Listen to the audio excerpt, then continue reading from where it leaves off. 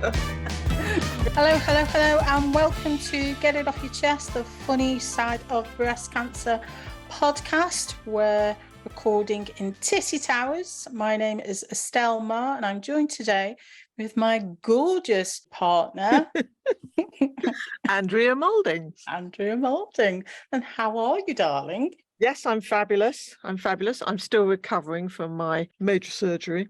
And yeah, still a little bit bored, Estelle. Oh, yeah.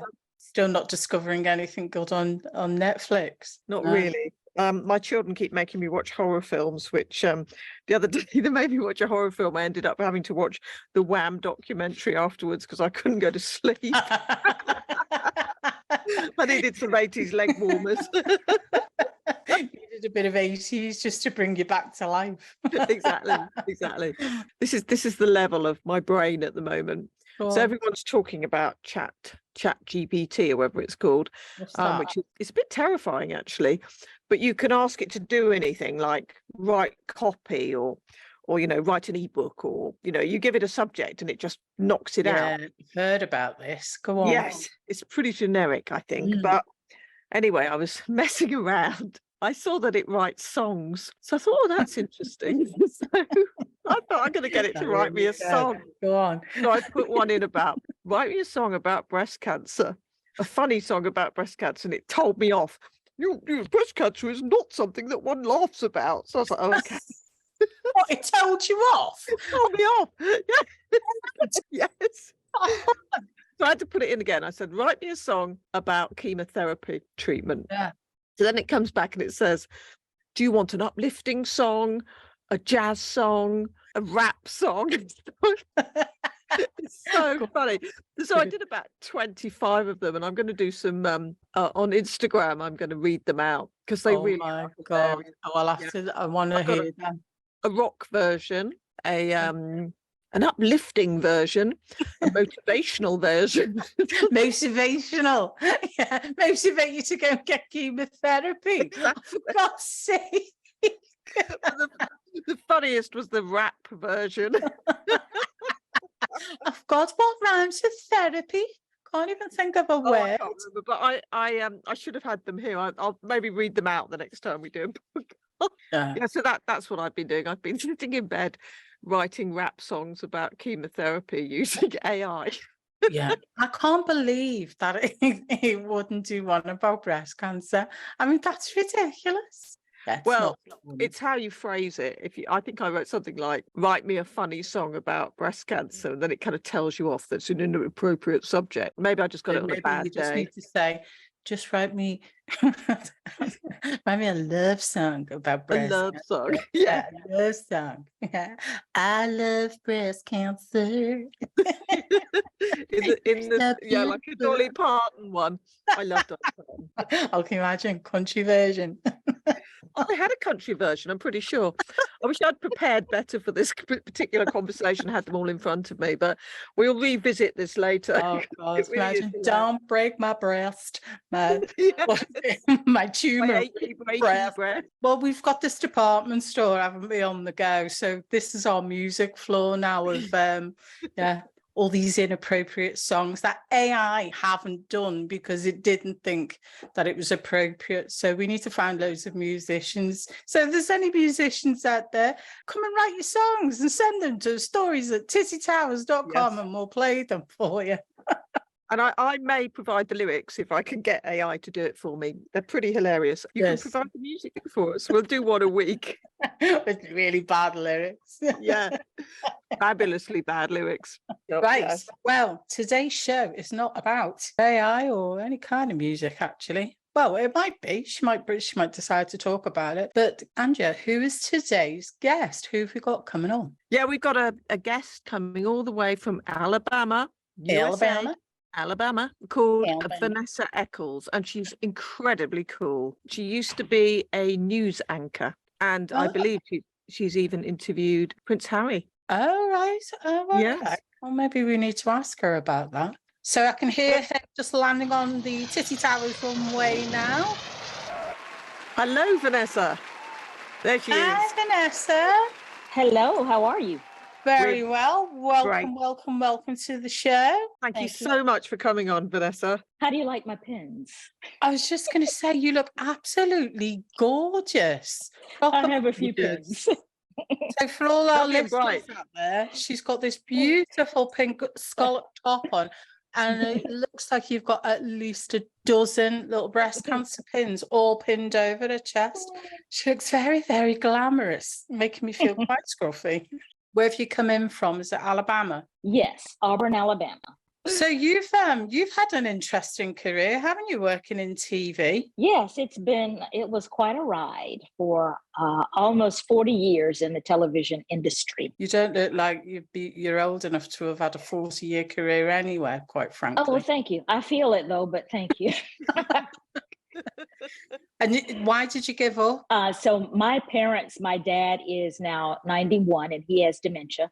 And my mom is 86. So they reached the point where they just needed some help. That's why I moved back to college town, Auburn, Alabama. So to all your viewers, are they all missing you? They say that they are. So I'll take them at their word and say yes. I'm sure they are. So what's all this about you interviewing Prince Harry? A couple of years ago, the Invictus Games came to Orlando, and as part of the publicity for the games, I interviewed Prince Harry. So that was quite a delight. We just had a really nice chat, and that interview went over very well. He had a lot of fans in Orlando, so it was fabulous. Is he still received quite positively over on your side of the water, should we say? I think, there are still some fans, but there's still some who, kind of have the side eye. But there's still that core group of fans. Like a very good friend of mine is, Prince Harry, ride or die, no matter what. So I get daily updates from her. Like anytime he moves, it was like Prince Harry left the house today. so she, she's like, guess what? He was seen driving today. I'm like, okay. I think she's a stalker. I don't know about. Yeah, she kind of is. She is such a fan. She would probably admit, like, yeah, I'm a stalker. Like, is anything wrong with that? She would have that kind of attitude. Oh well, everybody's got to have a fan, haven't they? Put it that way. Yes. Yeah, it's pretty mixed over here. Actually, you've got your hardcore of people who love, Prince Harry and the royal family and all that entails. But then you've got, there's the other people who not quite sure. Since he's broke away from the royal family. I'm not a massive royalist. When I was in America, I went on a Greyhound bus. I sat next to, everybody traveling wanted to know if I knew Lady Diana. And I'm like, no, I've just come from England. I have that. Like, certainly you must know her. Like, you guys must be best buds or something. Yeah, exactly. I remember going to Florida and I was sat in a restaurant and somebody said, "Are you from England?" And I went, "Yeah." "Did you go to Princess Diana's funeral?" And I was like, no, I was busy that day, just couldn't make it. It's like, seriously? Would you like to tell us a little bit about your breast cancer journey? I was diagnosed in 2004, and I was one of those who felt perfectly fine, didn't have any symptoms, just everything rolling along very nicely until I got that news on, I remember the exact date, February 23rd of 2004. And I had 6 months of chemotherapy and 30 radiation treatments and a mastectomy. And then I was done. Did you have any reconstruction at all? Yes, I did. And how are you feeling now? I'm feeling great, doing well, no kind of setbacks or anything. So I am one of those, I just feel very, very, very blessed that I walked through that journey and came out on the other side. Fabulous. So come on, what are these stories? I want to hear the one about the hurricane, because this I can't believe at the start your employer let you go out in a hurricane. Well, what happened, as we would say, what had happened was, so this was 2004 when we just had back to back hurricanes in the state of Florida, and particularly in Central Florida, where I was living and working at the time. So I was anchoring hurricane coverage, thought, okay, this will be fine. I don't have to go out in the elements. Everything will be fine. Except for I forgot the fact that at some point I would have to leave the station and either go home or go to a hotel. So everything was, shut down around us. The station's like, we're going to put you up in a hotel. That way we can make sure that you can get back after you rest a little bit. So I thought, fine. Well, even though I had watched all this coverage and all the wind and rain, somehow when I walked outside, I was surprised. I was like, ooh, it's windy out here. And it's like, okay, I've only talked about wind for like the past 8 hours I've been on television. But for some reason, I walk out the door and I'm like, oh, dang, it's bad out here. It's windy, there's a bit of a breeze. Yes, very much so. So as I'm walking to the car, it occurs to me, I kind of feel my wig kind of shifting here. Oh, Christ alive. And so one of my coworkers was driving me to the hotel, and I'm thinking, okay, if my wig flies off, is this going to scare him or what? So I'm walking to the car and I'm like, you got to carry my stuff. And he's like, okay. And I said, because I have to hold on to my wig. And he was like, what do you mean? I said, well, it's so windy out here. I'm afraid my wig might fly. He goes, that would be hilarious. I'm like, no, it wouldn't. This wig costs like $300. And insurance paid for it, fortunately. But still, that's not the point. Not the fact that I'm going to do a piece camera. So he's carrying all of my stuff. He's carrying my purse and everything. So we're walking through the hotel parking lot. He's carrying my purse and all of my bags and everything. And I'm just holding on to my hair, hoping that my wig does not fly off. And fortunately, it did not. Did it not even shift slightly? Well, it did shift slightly. So you didn't do the report and you look like cousin It from the Addams Family, where it completely shifted 180 degrees. Well, yeah, pretty much, but it was still, when I looked in the mirror, it was a hot mess, but it was still on my head. And so I thought, okay, mission accomplished. It's, it didn't fly off, because my fear was that it would fly off. It really was so windy. I thought, if it flies off my head and then like flies into the street, or, what if I can't find it? And all of those things. So a little bit of tension, but it had a happy ending. Oh, well, so can you recommend any wig tape then, seeing as you've really put it through its paces? Well, yeah, I think the key is having it tight where you're like, this is too tight. When it's too tight, it's probably just tight enough. Yes. But again, I should have had, a hat, a jacket, a hat that would not, fly off my head as well. Yeah. But yeah, I learned a lot of lessons there. I thought, okay, this wig is really durable. That's one thing I learned. And that's a good lesson for our listeners as well. If anyone's like reading the news with a wig on. And you're in a hurricane. Yeah. Don't go out in a hurricane. Do it in the lobby of a hotel. It makes life so much easier. Get some duct tape. Yes. Yes. Everything is fine until you have to walk outside. That's the problem. What else? What other stories have you got that you can share with our listeners? I just think, one of the things that I always think about is the fact how cancer just overtakes your schedule.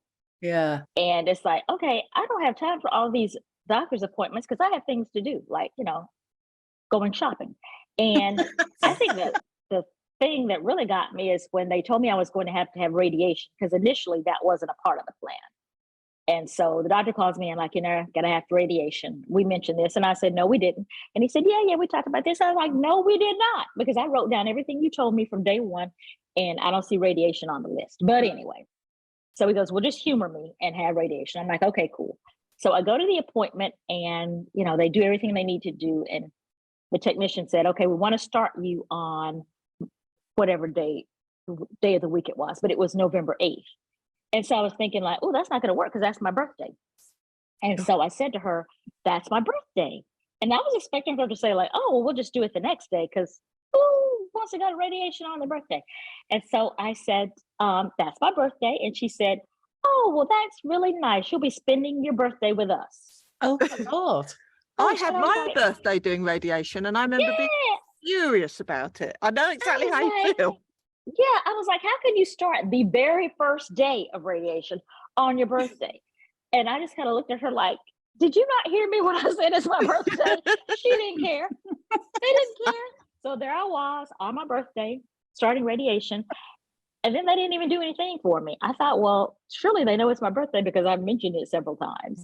There will be like a cake or just a cupcake. I thought, is that asking too much? Just one tiny little cupcake? They did nothing. Didn't even do that.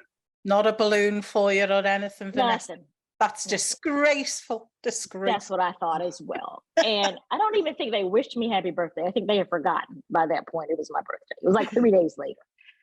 So I was highly offended. And but it was just kind of those. I know. And then I went back. to those rude people. And in fact, I mentioned that I had 6 weeks of radiation, and I think during the 5th week, they said, this is going great. You've done so well. Only 1 week left. It's time to celebrate because you can get through this last week. And they said, how are you feeling? Well, that was a mistake for them to ask me that, because I said, I am sick of seeing all of you. I see the same trees every day I drive here. It's the same traffic, the same level of traffic. Your building looks the same. The parking lot looks the same. Your office looks the same. It's the same people. You're wearing the same outfit. And she was looking at me like, oh, it's a good thing we only have 1 more week left. Yeah, that's it. And I'm still waiting on my cake, by the way. Exactly. Yeah, where's my cake? I should have mentioned that. And you didn't even give me a cupcake for my birthday. God. Please tell me that when it all finished, you flounced out after giving them a list like that. I flew out of there. It was like, they were like, oh, goodbye. I was like, I don't have time to say goodbye to any of you. I'm leaving. I hope I never see you again. No offense. I ran out of that place because that was just, every single day. Well, 5 days a week. Yeah. Same time every day. I was like, this is really boring. It's desperately boring, isn't it? It's terrible. Yes. And then they say don't move, and then you get an itch on your leg. Oh, You can't move. Now, that happened to me during the PET scan. And, they said you can't move. And in fact, one of the times they strapped down my head so I wouldn't move. And I was like, okay, this is like treat me like I'm in a straitjacket. And so I'm concentrating on not moving. And you're right. Then everything started to itch. Yeah. My eyelids, I was like, why are my eyelids itching? My eyelids, what is that? I think that takes us on rather nicely to your story about the gown, Vanessa. We were saying, those hospital gowns were invented in kind of the Victorian time and haven't actually changed since then. So tell us about your gown experience. Well, there I was in the hospital, minding my own business, not bothering anybody.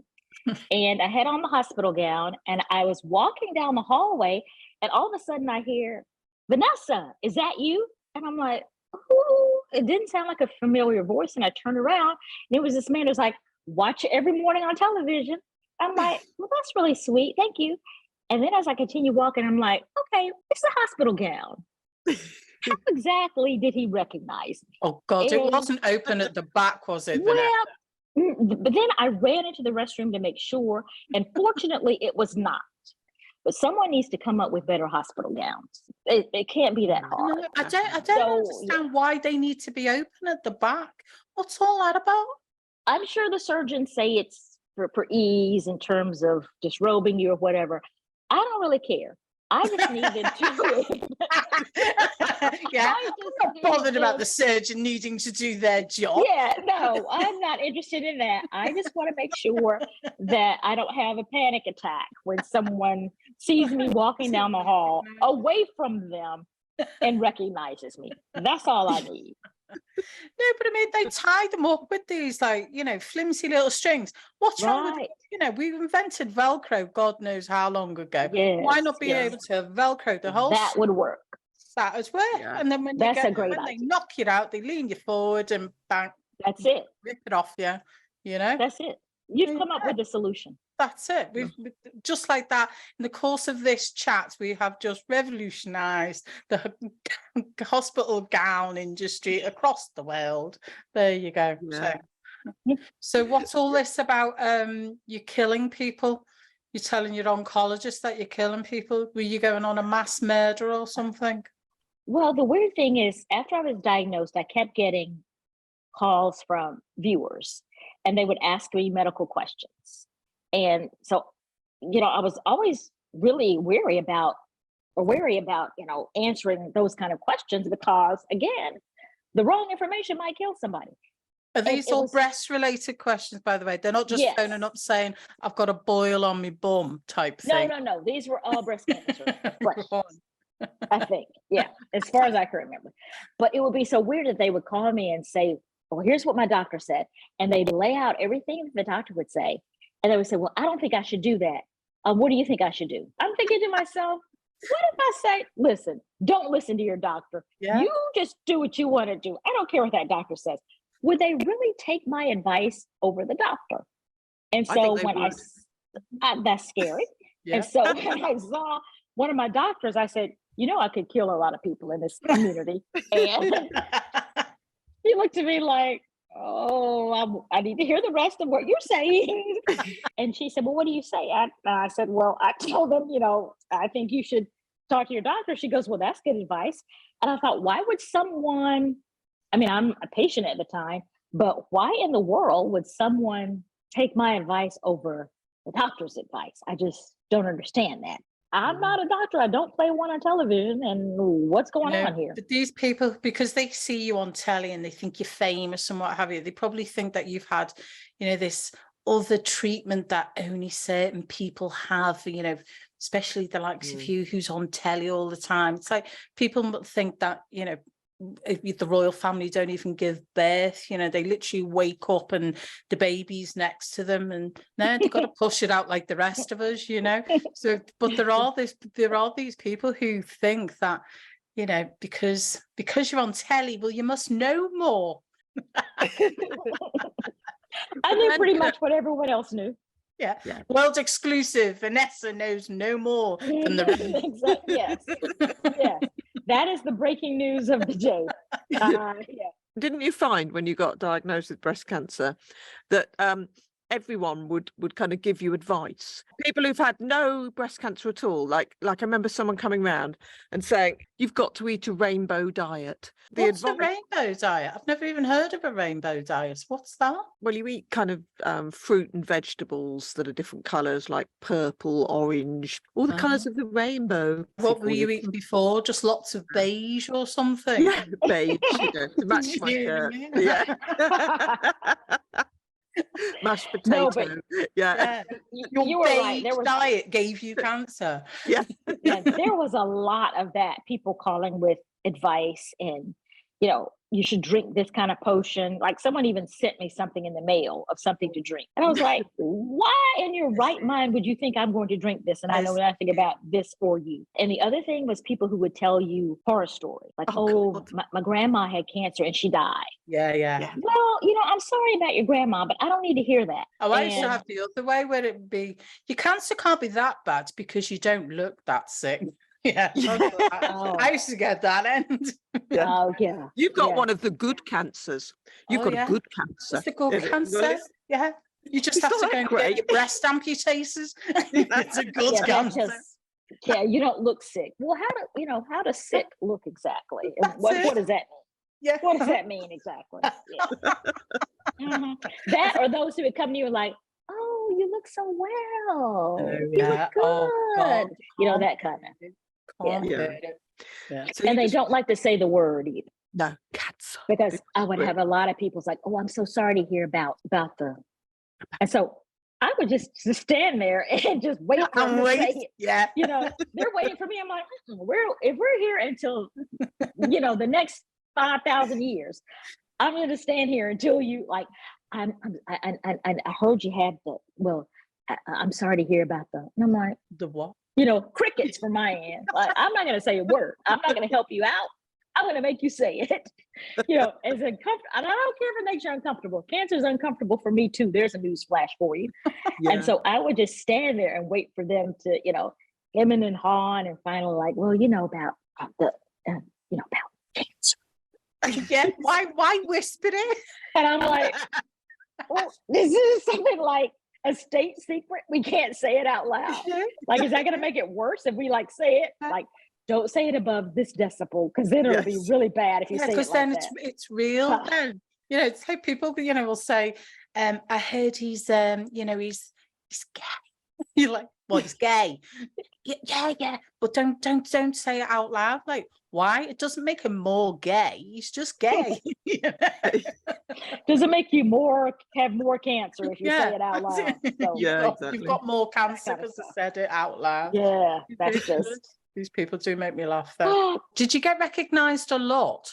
Yes. And how did that make you feel? Because it's a very personal thing to go through. But if you're doing it in a somewhat of a public eye, how did you cope with that? Was that a hindrance or did it help? Yeah, I think it turned out to be a help because there were so many people who were rallying behind me.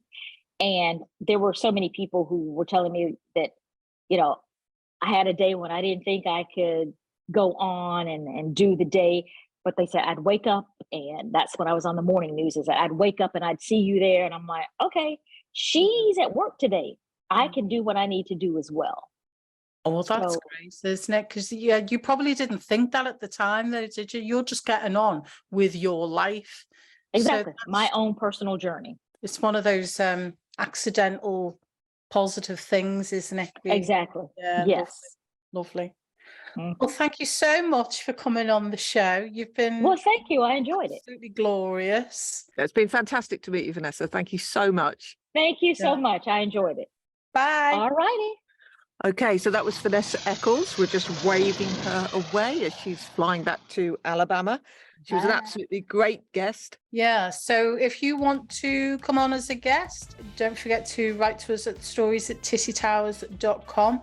But when you finish listening to this podcast, don't forget to subscribe and or follow to your podcast provider so you don't miss a show. So it's been a great show today. Thanks everybody for listening. And until next time, stay healthy. Bye. Bye.